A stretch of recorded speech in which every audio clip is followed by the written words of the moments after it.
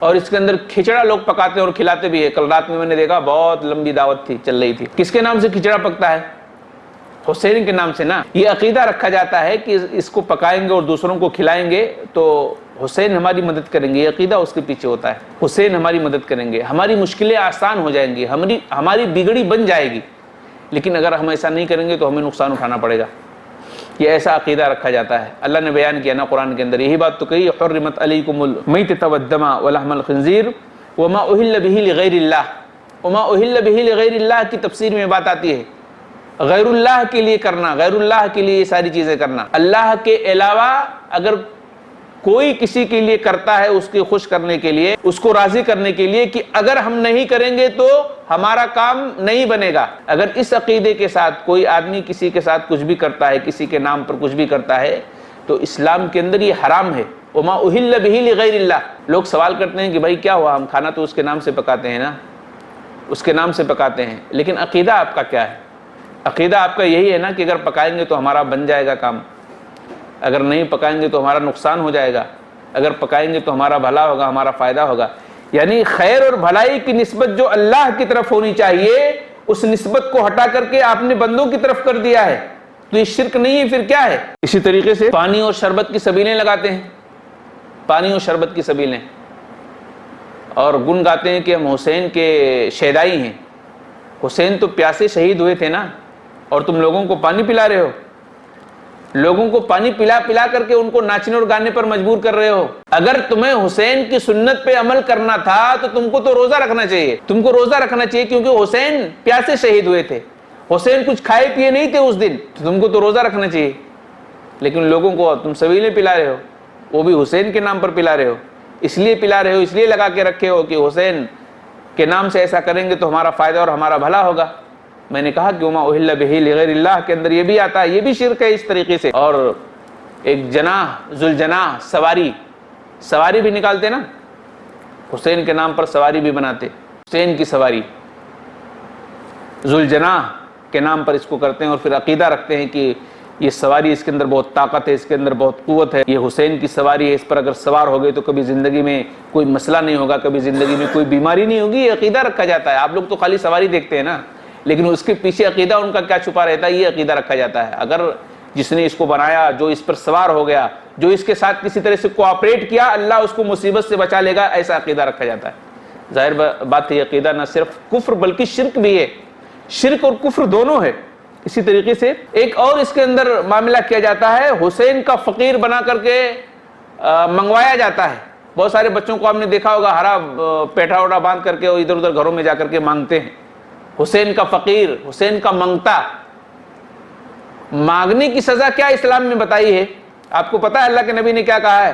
اللہ کے نبی علیہ السلام نے فرمایا ہے جو بلا وجہ کسی سے سوال کرتا ہے نا، قیامت کے روز وہ پہچانا جائے گا، اس کے چہرے پر گوشت نہیں ہوں گے، اس کے چہرے پر گوشت نہیں ہوں گے، پہچانا جائے گا کہ یہ دنیا کے اندر لوگوں سے مانگتا تھا، لوگوں سے سوال کرتا تھا۔ یعنی کہاں کس غلط روش پہ لگا رہے ہیں، کس غلط نہج پر چلا رہے ہیں، منگتا بنوا کر کے ادھر ادھر دروازوں پر بھیجا جا رہا ہے کہ جاؤ مانگو۔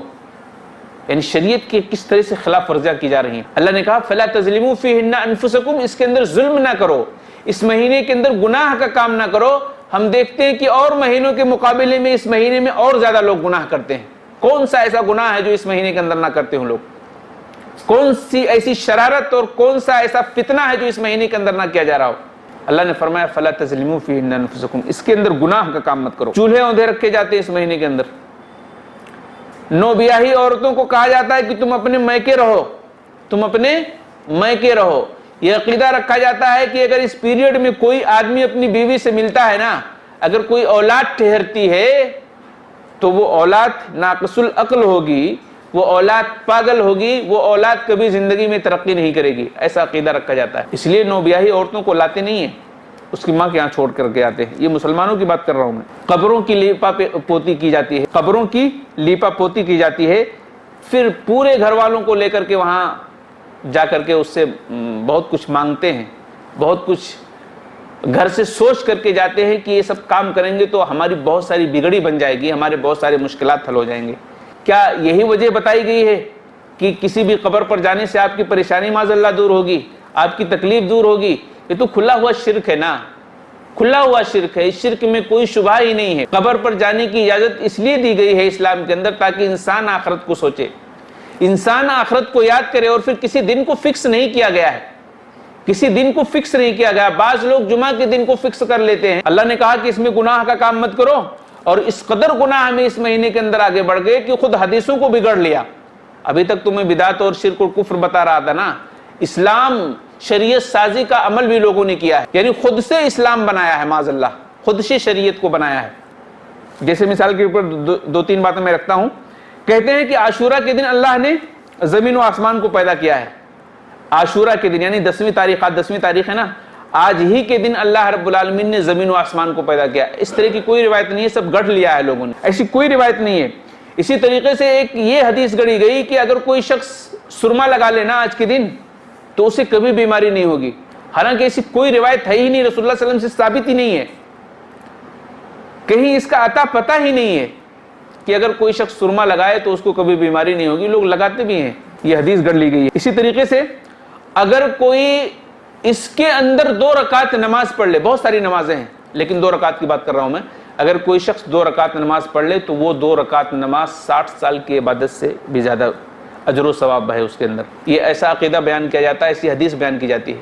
اسی لیے آپ دیکھیں گے ان لوگوں کو جو محرم وغیرہ مناتے ہیں نا، آپ دیکھیں ان کے چہروں پر روحانیت نہیں نظر آئے گی، ان کے چہروں پر کوئی نور نظر نہیں آئے گا۔ آپ دیکھیں گے جیسے یہ کہیں میلے کچیلے کسی گڑھے سے نکلے ہوئے لوگ ہیں، ایسے لگتا ہے کہ اللہ کی لعنت اور اللہ کی پٹکار سامنے دکھ رہی ہے ان کے چہروں پر، کیونکہ انہوں نے کفر و شرک تو کیا ہی، حدیثوں کو بگڑ کر کے بیان کیا نا، شریعت سازی بھی خود کر لیا۔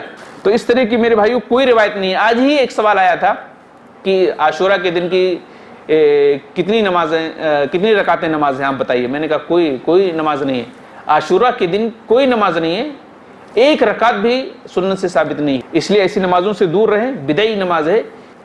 اسی طریقے سے ایک اور حدیث گڑھ کر کے بیان کی گئی ہے جسے عام طور پر سنجیدہ طبقہ کے لوگ بھی اس حدیث کو بیان کرتے ہیں، جو سنجیدہ طبقہ جس آپ سمجھ سکتے ہیں میں اشارہ کر رہا ہوں، وہ حدیث اس طرح سے بیان کرتے ہیں کہ اگر کوئی شخص اہل و عیال پر اپنے خرچ کرے نا، آج کے روز اپنے اہل و عیال پر خوب خرچ کرے تو پھر کبھی اس کو تنگی نہیں ہوگی، اسی لیے لوگ اہل و عیال پر خوب خرچ کرتے ہیں آج کے روز، حالانکہ اس طرح کی کوئی روایت نہیں ہے، شریعت میں اس طرح کی کوئی روایت نہیں ہے، سب غلط اور بے بنیاد ہے۔ اسی طریقے سے ایک اور حدیث گڑھ کر کے بیان کرتے ہیں جو بڑی ہی عجیب ہے، آپ سن کر کے بھی آپ سمجھیں گے کہ یہ غلط ہے۔ کہتے ہیں کہ معاذ اللہ، کہتے ہیں کہ اللہ کے نبی نے فرمایا، اللہ کے نبی تو تھے ہی نہیں، اللہ کے نبی نے فرمایا کہ قتل حسین پر اگر کوئی شخص روتا ہے نا تو اس کا حشر انبیاء کے ساتھ ہوگا اور ہمارے ساتھ ہوگا۔ اس طرح کی تو کوئی بات نہیں، نبی معاذ اللہ ایسا کہہ ہی نہیں سکتے ہیں، اور رونے کا تو باقاعدہ ممانعت ہے اسلام کے اندر، رونا جائز ہی نہیں کسی کے مرنے پر، زور زور سے چلانا ہے تو نوحہ اور ماتم کی شکل ہے، اللہ کے نبی علیہ السلام نے خود منع کیا ہے، ایسے لوگوں کو اسلام کے اندر داخل نہیں کرتے تھے جو اس طرح کا عمل کرتے تھے، اور پھر نبی سے کیسے یہ بات صادر ہو سکتی ہے کہ نبی نے یہ کہا ہو کہ اگر حسین کے شہادت کے بعد اگر کوئی روتا ہے تو ایسے لوگوں کا حشر انبیاء کے ساتھ ہوگا، ظاہر بات یہ روایت نہیں ہے۔